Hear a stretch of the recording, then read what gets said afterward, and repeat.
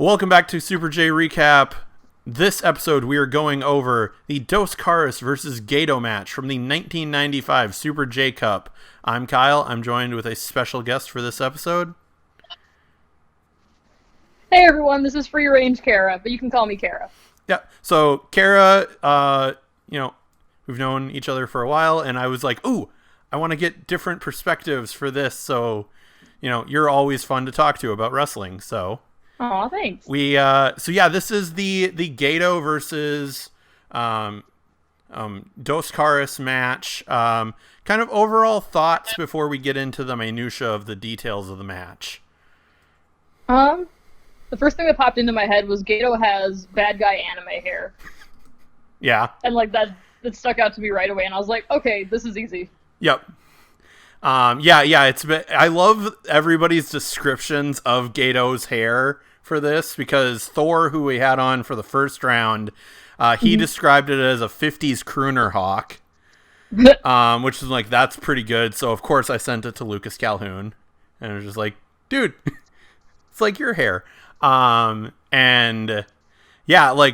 different looks for sure of like Gedo, like an anime bad guy, and then Dos Caras in just classic luchador, because he's a classic luchador. Like, believe it or not. Yeah. I was really, I was super impressed with Dos Caras in this tournament in the matches that I've watched with him so far. And so had you watched much of like Dos Caras or Gedo before this? I had not. Okay. Actually, up at this point in the Super J Cup, correct? Yep. I was about 10 months old. Yeah, that's true. I always forget, I'm old, you're not. So, but yeah, it was super aggressive to start off the match, which I really liked. And then looking into their histories, I realized why. These two had basically been feuding in 6-man matches and tag team matches for about a year before this. Because Dos Caras would occasionally do tours of Japan for War, and here's one of the matches that I found in this run. Like basically all of '94, they were feuding off and on, and it was the team of Dos Caras, Mil Mascaras, and Ultimo Dragon. Oh, jeez. Taking on Gedo, Lionheart Chris Jericho, and King Haku. Wow. It was like super like, what? I have to find this match now. I'm going to search this out. I just saw that it existed and now I need to see it. But yeah, like Dos Caras, super interesting, moves and everything. A really tight like surfboard style move that it was a surfboard, but like more compact. It was really interesting. Yeah, I noticed that right out of the gate, Dos Caras, very technical, and he had the upper hand pretty much the entire match.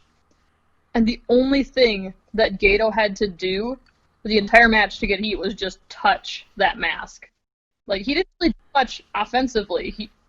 His big heat was taking the laces out of the mask. Yep. Yeah, and I love that, because in the first round match, so Wrestling and Romance, or Wrestling Association R as it was known at this point, they were the host promotion for this Super J Cup. So in the first round, all of the War guys were very much the baby faces. They got the big crowd reaction because they were the hometown guys.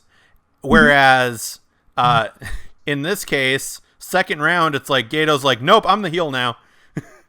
I am going for it, and just in case they didn't know, I'm going right after that mask. Yeah, because for a while, like the first couple minutes of the match, you can't really tell who's heel and who's baby. You just see Dos Caras kind of dominating. Yep. Yeah, just dominating and stretching, and finding these really interesting submission moves that I was like, that's sort of a sharpshooter, but it's not a sharpshooter, but it's sort of a clover leaf. And then that's when Gedo starts going after the mask, and it's like, oh wow, okay, now we've got the dynamic going. And Dos Caras hits the Welcome to Chicago, the double underhook backbreaker. Yeah, dude, that looked so clean. Yeah, and it was like, and then he hit that like tilt-a-roll backbreaker not long after, and it's just like how fast he moved. It was amazing. And he was in his like late mid 40s at this point. I think he's 44. Jeez. He's 44 at this point, and is still moving around really well. So because this was 25 years ago, and he is 69 currently. So even the big flying headbutt, or the flying, like, he kept doing those running headbutts, which were always super cool looking. And I was like, oh, people don't do those that often anymore. Gee, I wonder why. Yeah, I mean, there's that, but you could still do a similar move safely, sort of. Yeah. It also, that one, the headbutts didn't make sense of the fact that his mask was loose. Every time he did a headbutt, I was like, is it going to come off now? Yeah. And then he did the big, the tilt-a-whirl backbreaker, and then that big crossbody off the top, and the crowd's just going insane. Like, once they found the dynamic, the crowd now knew, like, yep, we are cheering Dos Caras, screw Gedo. Yeah, there was one spot earlier in the match where I think I saw Gedo try to do an eye rake, but Dos Caras kind of no-sold it, and I don't know if that was because of his mask, like he couldn't get a good eye rake in. Yeah, that would make sense if he doesn't have the quickness with the eye rake. But yeah, Gato's healing it up big time, and then he wins it after, like, Dos Caras is going to go up for the top rope. It looks like almost 10 punches, and then Gedo low blows him behind the referee's back, of course. Yeah. DDT, and then the double underhook pin, which is how he's been winning most of his matches in this tournament. Okay. So yeah, like, overall thoughts on that match. Yeah, I really enjoyed it. Again, I haven't watched much stuff from either of them because it was a little beyond my era. But they did a lot with not a lot, if that makes sense. Yep. Like, they focused on just little tiny details and let the story kind of tell itself. I did like that Dos Caras didn't die every time that Gedo went after the mask. Yeah. Like, after he'd get free, he'd go beat the shit out of Gedo. Yes. Yeah, I liked how much fire he was showing. And yeah, especially, like, looking at, because this was the quarterfinal match, I think they realized, like, the other quarterfinal matches were, like, Jushin Liger and Grand Naniwa, which was more of a lucha high-flying match. Ultimo Dragon and Shinjiro Otani, which was more technical. And then the other match we're going to cover later in Lionheart versus Wild Pegasus, which is, that Canadian strong style thing. So I think they realized they had to be different. And they did a really good job of standing out.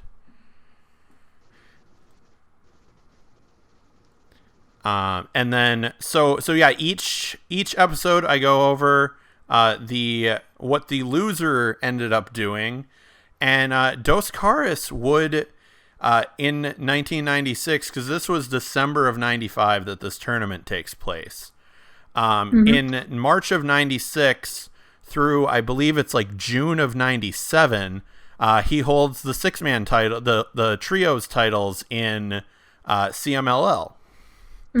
And then he would move on to AAA, and he is still wrestling. Jeez. He had his most recent match in February. I'm about to say so. Yeah.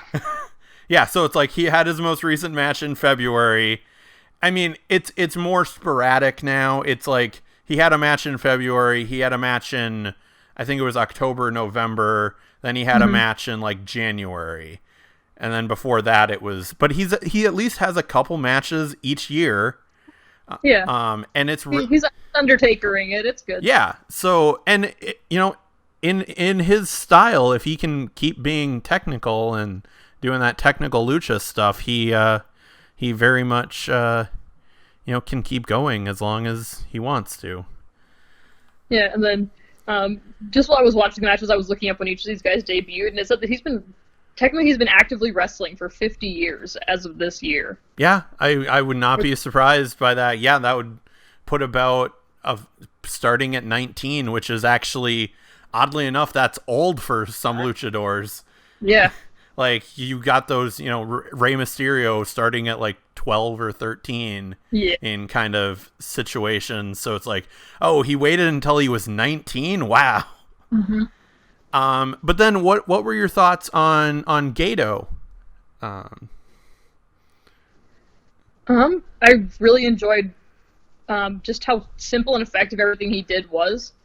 Even when he was in a submission hold, he wasn't flailing around. It was like, can I get out here? Can I get out there? Can I reach the rope? Can I do anything with this? He was very single-minded, I think, is the word I'm looking for. Yeah. Like, he wasn't trying to waste energy. Yeah, I can see that. Gedo in covering like the 94 Cup and the 95 Cup, I've really liked this era of Gedo. I mean, he's still wrestling. He's the main booker for New Japan Pro Wrestling now. Mm-hmm. He was Okada's manager. He's now Jay White and Bullet Club's manager. Mm-hmm. Gedo, I really have enjoyed him in this era, for sure. So, Kara, what are your social media plugs and all that stuff? You can find me on Facebook, Twitter, Instagram, and YouTube. They're all Free Range Kara. For Instagram and Twitter, it's like at Free Range Kara. Everything's the same. Yep. And I have a Patreon, Free Range Kara. Cool. Yep. Subscribe to that. And then remember, subscribe to this channel and follow me at Knocked Out Films on all social media stuff. And thanks for watching.